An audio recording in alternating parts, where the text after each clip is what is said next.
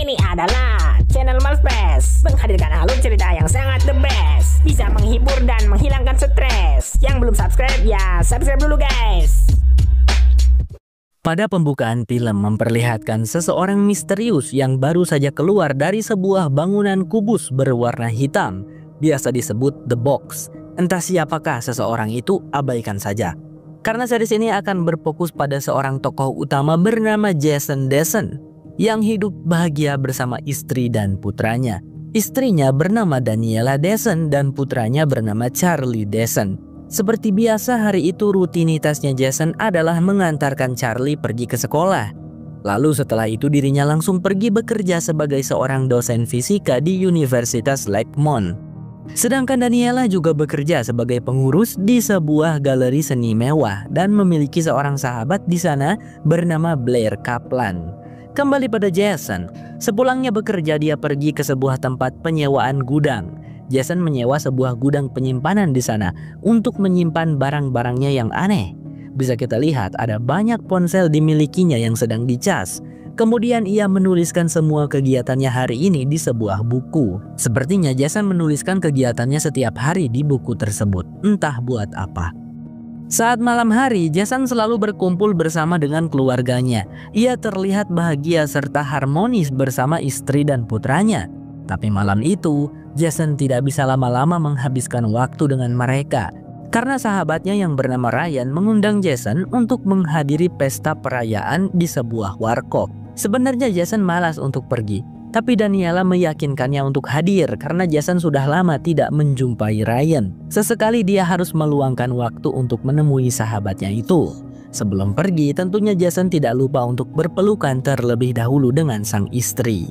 Sesampainya di warkop, tempat Ryan mengadakan pesta, Jason langsung disambut dengan gembira oleh sang sahabat karena mengira kalau Jason tidak akan hadir. Penjaga warkop yang bernama Mang Rahmat juga menyambut Jason dengan hangat karena Jason sering langganan seblak di situ. Oh ya, sebenarnya apa sih yang dirayakan oleh Ryan? Ternyata pria itu baru saja memenangkan penghargaan Pavia untuk temuannya dalam bidang sains. Dalam penghargaan itu, Ryan juga mendapatkan hadiah sebesar 16 miliar rupiah. Jason benar-benar turut senang mendengarnya. Setelah acara perayaan selesai, Ryan mengajak Jason untuk berbicara berdua. Dia dan Jason sama-sama seorang ilmuwan. Ryan mengakui kemampuan Jason yang sangat ahli dalam fisika. Ia bahkan merasa Jasonlah yang lebih pantas untuk memenangkan penghargaan Pavia. Ryan kemudian menceritakan tentang rencananya yang ingin membangun sebuah perusahaan neuroteknologi. Ia dan seorang temannya sudah mengumpulkan modal 1,6 triliun rupiah dan jumlah itu bisa sampai berlipat jikalau mereka berhasil. Ryan ingin Jason bergabung dengan mereka karena ia merasa membutuhkan kejeniusan Jason untuk memajukan dan menjamin keberhasilan perusahaannya. Ryan merasa Jason menyia-nyiakan kejeniusannya jika hanya menjadi dosen sepanjang hidupnya. Mendengar penawaran itu sebenarnya Jason merasa tertarik. Tetapi perusahaan yang akan dibangun Ryan itu akan berlokasi di luar kota. Sehingga membuat Jason bingung karena ia dan keluarganya sudah sangat nyaman tinggal di kota ini. Akan merepotkan juga kalau mereka harus pindah. Maka dari itu Jason berkata akan merundingkannya dulu bersama dengan Daniela di rumah. Namun dalam perjalanannya pulang ke rumah, Jason malah dicegat dan ditodong pistol oleh seseorang misterius. Yang saya yakini dia adalah seseorang yang keluar dari bangunan The Box di awal film. Wajahnya tidak kelihatan sebab pria tersebut memakai topeng. Pria misterius memaksa Jason untuk masuk ke dalam mobilnya dan menyetir, sementara dirinya duduk di belakang sambil mengancam Jason dengan pistol di kepala. Pria misterius itu tahu nama Jason dan bahkan juga mengetahui kode ponselnya Jason, membuat Jason sangat penasaran dan kesal. Siapakah pria misterius ini? Kau tidak boleh mengajukan pertanyaan. Kau hanya harus menuruti perintahku. Jika macam-macam, aku tak akan segan untuk membunuhmu, ujar si pria misterius. Kemudian ia menanyakan pada Jason apa yang dibicarakannya dengan Ryan. Setelah Jason menjawab semuanya, disuruhnya Jason untuk pergi ke suatu tempat. Singkatnya, sesudah sampai di tempat yang diinginkan pria misterius, Jason dihajar beberapa kali terlebih dahulu.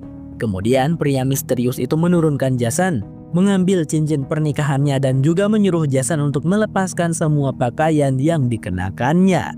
Disimpannya semua pakaian Jason di dalam mobil dan Jason digiring masuk ke dalam sebuah bangunan yang ada di dekat sana. Sepertinya bangunan tersebut belum sepenuhnya jadi, masih dalam tahap konstruksi. Jadi tak ada siapapun di sana. Di saat menuruni tangga, Jason sempat mencoba melakukan perlawanan sampai membuat tangan si pria misterius terluka. Tapi sayangnya, pria misterius berhasil mengalahkan Jason sampai membuatnya tergelinding jatuh dari tangga. Setelah itu, pria misterius langsung saja menyuntikkan sesuatu pada tubuh Jason. Dia tidak memberitahukan apa obat yang telah disuntikannya. Pria misterius itu hanya menyuruh Jason untuk mengenakan pakaian yang berada di dalam tas. Singkatnya, setelah Jason mengenakan pakaian, ia merasa sangat lemas dan mengantuk. Pria misterius menjelaskan bahwa itu adalah efek obat yang telah ia suntikan. Sekali lagi Jason bertanya, siapakah dia? Namun pria misterius malah menjawab, kau tidak akan percaya jika ku beritahu. Scene pun menjadi gelap berbarengan dengan mata Jason yang tertutup.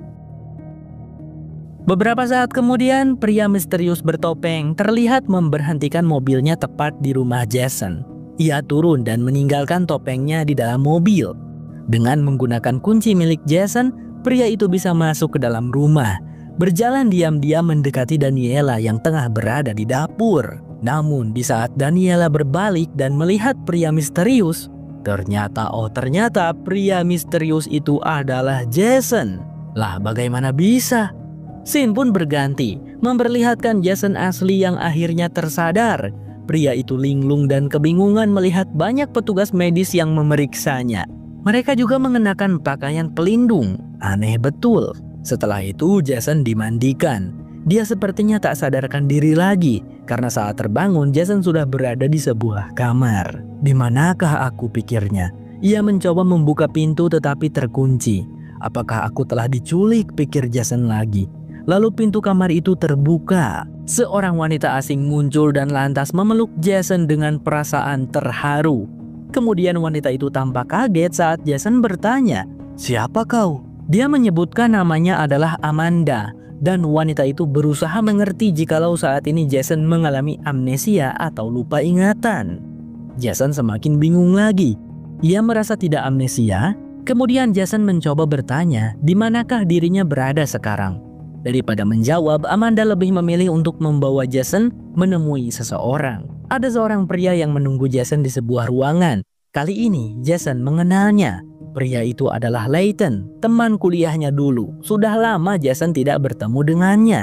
Kemudian di situ Jason dibikin semakin terheran-heran saat Amanda menjelaskan bahwa mereka saat ini sedang berada di gedung Velocity Laboratories, sebuah perusahaan yang berfokus pada penelitian fisika kuantum dan eksperimen realitas alternatif. Layton sebagai direktur utama, Amanda sebagai psikiater lab, lalu Jason sebagai direktur sains sekaligus co-founder. Lah sejak kapan gua jadi bekerja di perusahaan ini, bro? Jason benar-benar heran. Ditambah lagi Layton mengatakan bahwa hanya Jason yang berhasil kembali. Kau sudah pergi selama 14 bulan 10 hari, Jason, ucap Amanda. Karena Jason nampaknya tak kunjung mengerti, Layton dan Amanda memintanya untuk menceritakan apa yang Jason alami sebelum tersadar di tempat ini. Diceritakanlah pertemuannya dengan Ryan di bar. Kemudian dirinya pulang tapi tiba-tiba diculik oleh seseorang misterius. Mendengarnya membuat Layton merasa tidak sabar. Ia ingin segera ke intinya, yaitu bagaimana caranya Jason bisa kembali. Jason yang terus didesak menjadi kesal dan marah. Ia bangkit berdiri dan mengatakan kekesalannya bahwa ia sama sekali tidak tahu apapun tentang mereka dan perusahaan ini. Sekarang ini Jason sangat takut dan hanya ingin pulang ke rumahnya. Amanda dan Layton merasa semakin yakin kalau Jason ini sekarang mengalami amnesia. Mereka pun hendak membawa kembali Jason ke kamar karantina untuk menyuruh pria itu beristirahat. Tetapi dalam perjalanan ke sana, Jason tiba-tiba pergi melarikan diri. Ia menuruni lift, keluar dari gedung tersebut, memanjat pagar dan berlari sekencang-kencangnya, mengabaikan Layton dan semua petugas yang memanggil-manggilnya. Singkat cerita, Jason pun sampai di perkotaan dan langsung menyetop sebuah mobil taksi. Ia segera meminta diantarkan ke alamat rumahnya. Sesampainya di rumah, Jason langsung masuk menggunakan kunci rumah yang ada di sakunya.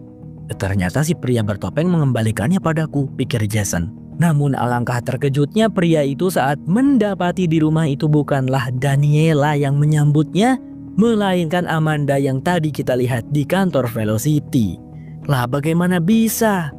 Scene berganti lagi pada Jason palsu yang sedang bersama dengan Daniela.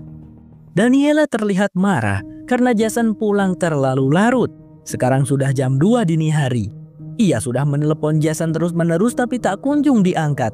Kemana saja Jason ini? Jason palsu kemudian memanfaatkan cerita dari Jason asli tentang dirinya yang ditawari pekerjaan oleh Ryan. Pekerjaan yang pastinya cuan besar. Tapi sayangnya letak perusahaannya di luar kota. Sementara kehidupan mereka ada di kota ini, yaitu kota Chicago. Jason pulangnya lama karena menghabiskan waktu sendirian untuk berpikir. Hingga akhirnya Jason mendapatkan keputusan bahwa ia akan menolak tawaran dari Ryan. Jika bekerja dengan Ryan, kemungkinan besar Jason tidak akan punya cukup banyak waktu untuk Daniela dan Charlie. Maka dari itu Jason palsu berkata bahwa dirinya lebih memilih keluarga dibandingkan dengan uang. Seketika Daniela di situ langsung luluh dan tidak marah lagi. Scene kembali pada Jason asli yang kebingungan bagaimana Amanda bisa ada di rumahnya. "Hei, kau dan aku tinggal di sini berdua," jelas wanita itu. Jason bingung bukan main. Ia juga baru sadar kalau furnitur, desain, wallpaper, dan lain-lainnya di rumah itu sangat berbeda dengan rumahnya. Tapi bentuk rumah itu sama. Jason di situ mulai memanggil-manggil Daniela dan Charlie, memeriksa satu persatu ruangan di dalam rumah itu. Apakah dirinya sedang diprank atau bagaimana ini? Apalagi di situ Jason menemukan sebuah piala penghargaan Pavia atas nama dirinya yaitu Jason Deson. Membuat pria itu semakin heran. Jason lantas mencoba menelepon nomor telepon istri dan anaknya, tapi malah tersambung ke orang lain. "Di mana istriku?" tanya Jason sambil berteriak. "Aku istrimu, Jason," jawab Amanda dengan kesal. "Lah kok bisa sih Amanda jadi istrinya?" Tak lama kemudian sebuah mobil datang. Ternyata itu adalah Layton beserta para petugasnya. Pasti Amanda yang telah memberitahukan. Seketika itu juga, Jason langsung pergi melarikan diri dari rumah itu melalui pintu belakang.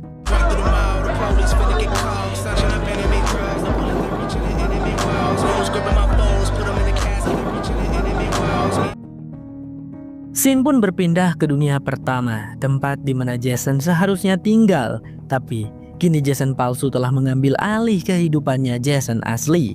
Sebenarnya tidak ada Jason palsu ataupun Jason asli. Mereka berdua sama-sama Jason, tetapi dunia mereka berbeda.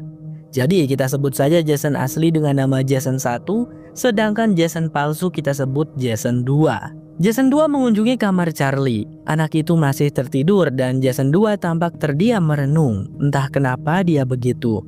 Singkat cerita, Jason 2 pun pergi ke kampus untuk mengajar sebagai dosen. Kini ia harus mengambil alih pekerjaan tersebut. Tapi Jason 2 tidak seperti Jason 1 yang abai terhadap murid-murid yang tidak memperhatikan.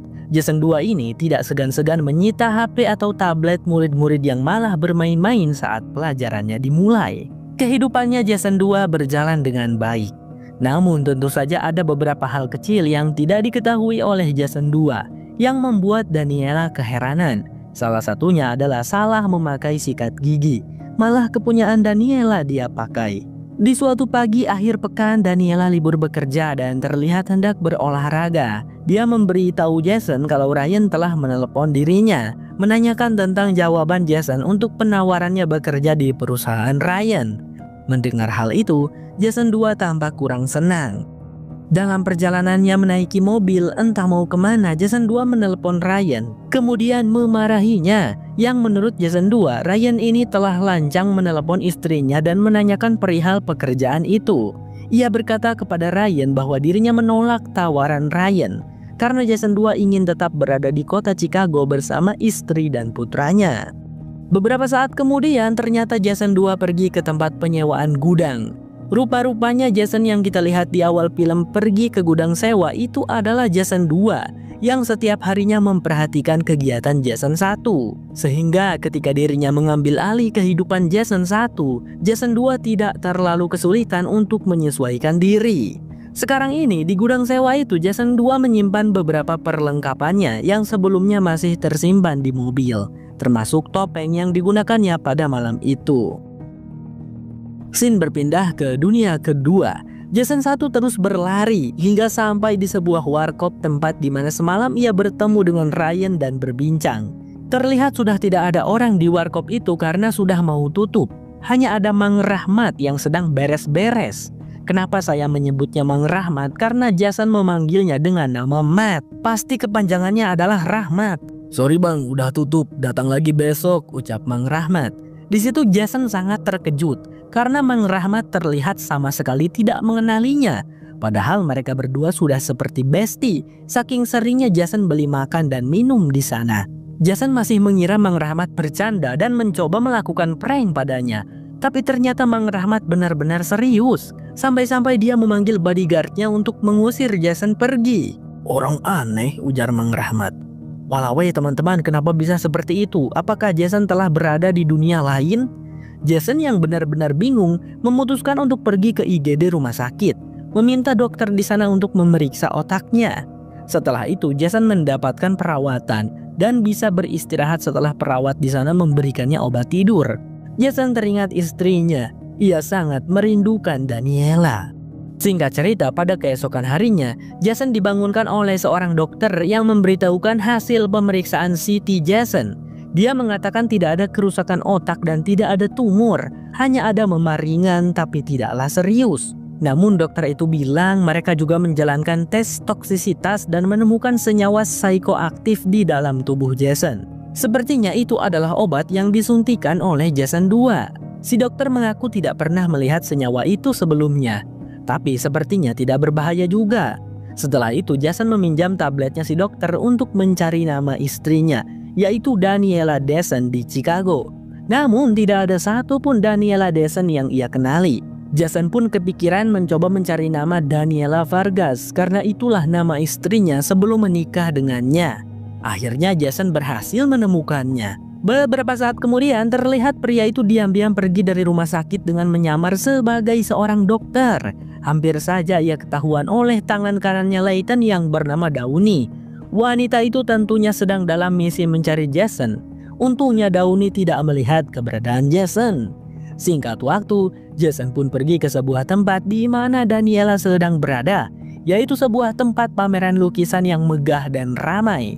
Di sana akhirnya Jason bisa melihat kembali sosok istrinya yang begitu sangat ia rindukan. Jason langsung memeluknya sembari menanyakan, "Di mana Charlie?" Tapi Daniela kelihatan bingung. "Charlie siapa?" Tak lama kemudian Ryan juga datang ke sana. Namun pria itu nampak berbeda. Terlihat sedikit gemuk daripada Ryan yang Jason kenal. Di situ Daniela berkata tidak bisa mengobrol lama-lama karena ia harus menyambut tamu-tamu undangan pameran lukisannya. Sehingga Jason hanya punya pilihan mengobrol dengan Ryan saja. Ryan cukup kaget melihat keberadaan Jason di sini. Karena memang Jason sudah menghilang lama. Setahun lebih pria itu menghilang dan kini tiba-tiba muncul. Kemudian di situ Ryan tiba-tiba bertanya, "Bagaimana senyawa yang kubuatkan untukmu tahun lalu?" Tentu Jason tidak mengerti apa yang dibicarakan oleh Ryan. Sehingga di situ Ryan tampak kesal. Ia sudah membantu Jason dengan membuatkan sebuah senyawa untuknya. Tidak adakah balasan untuk dirinya? "Kesuksesanmu di Velocity Labs, aku turut andil Jason. Meskipun kita bekerja secara rahasia," ucap Ryan. Tetapi perhatian Jason teralihkan saat mendengar suara Daniela yang memberikan pidato di depan banyak orang. Our lives are marked by the choices that we make. Just asking. Thank you to my amazing team that determined which version of my show you experience. Salute.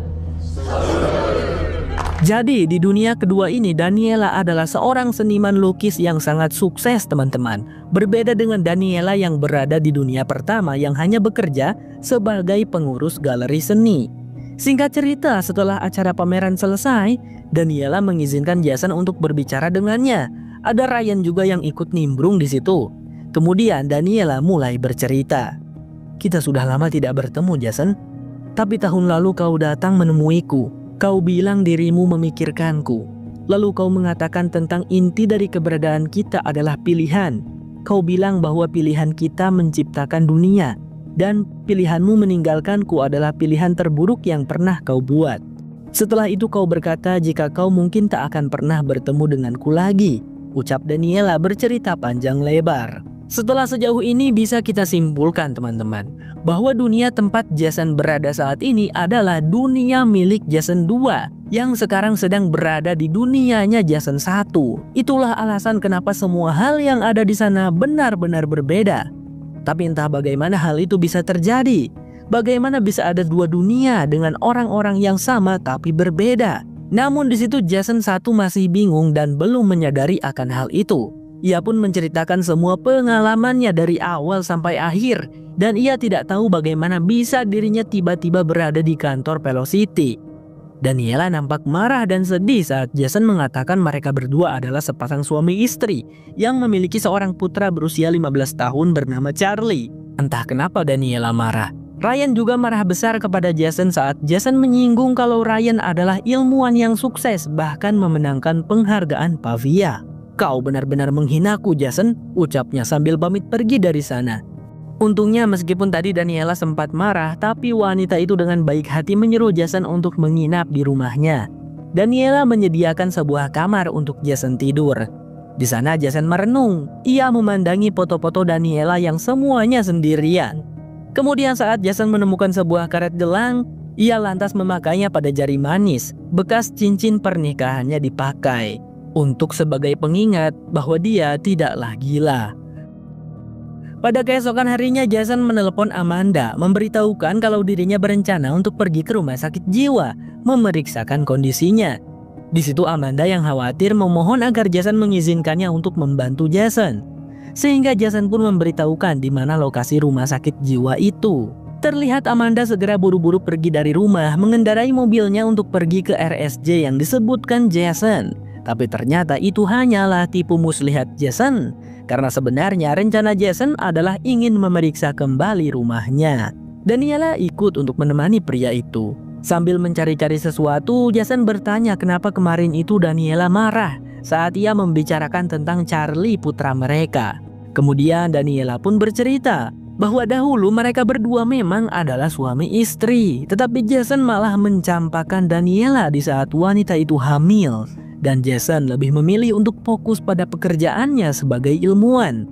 Sehingga pada saat itu, Daniela mengambil keputusan nekat dengan menggugurkan kehamilannya. Jadi tidak ada Charlie di dunia ini karena bahkan Daniela tidak melahirkannya. Oh alah, pantesan Jason 2 saat melihat Charlie di dunianya Jason 1 dia termenung. Karena di dunianya Jason 2 melakukan kesalahan yang membuat Charlie tidak pernah ada. Lanjut ke cerita. Kemudian bertahun-tahun setelah itu Jason kembali pada kehidupannya Daniela dan mengharapkan hubungan mereka terjalin lagi. Mana mungkin Daniela bisa menerima hal itu. Ia memang sudah tidak membenci Jason, tapi sekarang Daniela tidak ingin hubungan mereka lebih dari teman. Mendengar cerita itu Jason 1 ikut termenung. Di satu titik Jason ingat momen di mana dirinya dihadapkan dengan pilihan untuk memilih keluarga atau pekerjaan. Tetapi seingat Jason dulu itu pilihannya adalah Daniela dan putra mereka. Tidak pernah tuh Jason mencampakkan Daniela. Di sini keduanya sama-sama bingung. Meskipun sangat sulit untuk menjelaskan situasi mereka, tapi Daniela percaya Jason tidaklah berbohong.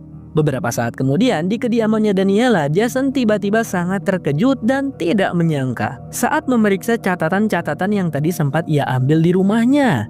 Seketika itu juga Jason langsung sadar bahwa Jason yang berada di dunia ini yaitu Jason 2 telah berhasil membuat sebuah kotak besar yang bisa memuat manusia dalam kondisi superposisi. Itu memungkinkan seseorang berjelajah melintasi beberapa realitas dari fisika kuantum. Dalam dunia kuantum, jika kita memilih satu pilihan di antara dua pilihan, maka akan menciptakan realitas baru. Misalnya si Dundun dihadapkan dengan dua pilihan harus menjadi player FF atau menjadi player ML. Dunia realitas baru pun terbentuk. Dunia pertama Dundun menjadi player FF sampai dia tua Dan di dunia kedua, Dundun menjadi pemain ML sampai dia tua juga. Cerita kehidupannya juga akan menjadi berbeda. Nah, kotak hitam yang diciptakan oleh Jason 2 memungkinkan Dundun bisa mengakses dunia kedua yang tercipta karena pilihan yang tidak diambilnya. Intinya mah dunia paralel ya guys ya, multiverse gitulah. Tapi ingat, pemahaman ini jangan dibawa ke dunia nyata. Multiverse kayak gini cuman ada di dalam film. Dan biasanya penulis filmnya memang suka mengaitkan dengan hukum-hukum fisika yang ada di dunia nyata biar kelihatan lebih real. Lanjut ke cerita. Jadi sekarang Jason paham kalau pria misterius yang telah menculiknya adalah Jason 2 yang berasal dari dunia ini, yang ingin merebut kehidupan bahagianya dengan Daniela dan Charlie. Karena ternyata di dunia ini Jason 2 telah mengambil keputusan yang salah, yaitu mencampakkan Daniela. Pada malam harinya di saat Jason hendak tertidur, Daniela mengunjunginya dan ingin diceritakan bagaimana kehidupan mereka berdua di dunia pertama, di mana mereka berdua hidup bersama dan bahagia. Dengan senang hati, Jason pun menceritakannya semua hal yang ingin didengar oleh Daniela 2. Hampir saja keduanya berdamai dengan keadaan dan hampir menjalin hubungan kembali di dunia kedua ini. Tetapi tiba-tiba terdengar suara bel pintu rumah berbunyi. Jason dan Daniela pun bergegas untuk memeriksa. Tapi rupa-rupanya yang datang adalah tangan kanannya Layton. Dia membawa senjata api. Dengan mudahnya ia menerobos masuk. Lalu tanpa diduga-duga langsung melesatkan tembakan tepat ke kepalanya Daniela 2. Sehingga Daniela 2 pun seketika mati di tempat. Jason histeris bukan main. Tapi ia juga tidak bisa apa-apa karena langsung dilumpuhkan dari belakang menggunakan senjata penyengat listrik. Episode 2 bersambung.